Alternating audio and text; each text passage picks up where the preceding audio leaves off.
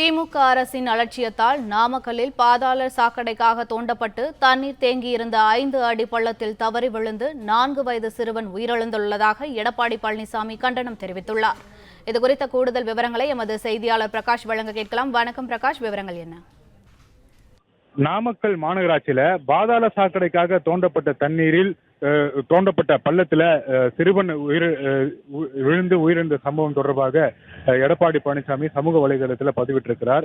சிறுவனுடைய உயிரிழப்புக்கு திமுக அரசின் அலட்சியமே முழு காரணம் என்றும் எடப்பாடி பழனிசாமி கண்டனம் தெரிவித்திருக்கிறார். இது தொடர்பாக எக்ஸ் வலைதளத்தில் பதிவிட்டிருக்கக்கூடிய அதிமுக பொதுச் செயலாளர் எடப்பாடி பழனிசாமி, நாமக்கல் மாநகராட்சியின் 4வது வார்டில் பாதாள சாக்கடைக்காக தோண்டப்பட்ட பள்ளத்தில் சிறுவன் ரோஹித் பரிதாபமாக உயிரிழந்ததாக வரும் செய்தி அதிர்ச்சி அளிப்பதாக தெரிவித்திருக்கிறார். கமிஷன் வாங்குவதில், டெண்டர் கொள்ளையடிப்பதில் இருக்கும் கவனம் எல்லாம் பணிகளை பாதுகாப்பாக செய்வதில் இந்த அரசுக்கு இருக்கிறதா என்று எடப்பாடி பழனிசாமி கேள்வி எழுப்பியிருக்கிறார். இது போன்ற உயிரிழப்பு நேர்வது இது என்ன முதல் முறையா? தவறு என்பது ஒரு முறை நிகழ்வதுதான், மீண்டும் மீண்டும் நடப்பது என்பது நிர்வாக சீர்கேட்டால் நடந்த கொலை என்று சொன்னால் கூட அது மிகையாகாது என்று எடப்பாடி பழனிசாமி தெரிவித்திருக்கிறார். உயிரிழந்த சிறுவன் ரோஹித்தின் பெற்றோருக்கு ஆழ்ந்த இரங்கல் தெரிவித்திருக்கக்கூடிய திரு எடப்பாடி பழனிசாமி, உயிரிழந்த சிறுவனுடைய குடும்பத்தினருக்கு தமிழ்நாடு அரசு உரிய நிவாரணம் வழங்க வேண்டும் என்று வலியுறுத்தி இருக்கிறார்.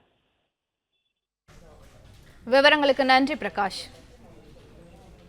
பிளே ஸ்டோர் மற்றும் ஆப் ஸ்டோரில் இருந்து பாலிமர் செயலியை QR கோடு மூலம் பதிவிறக்கம் செய்யுங்கள்.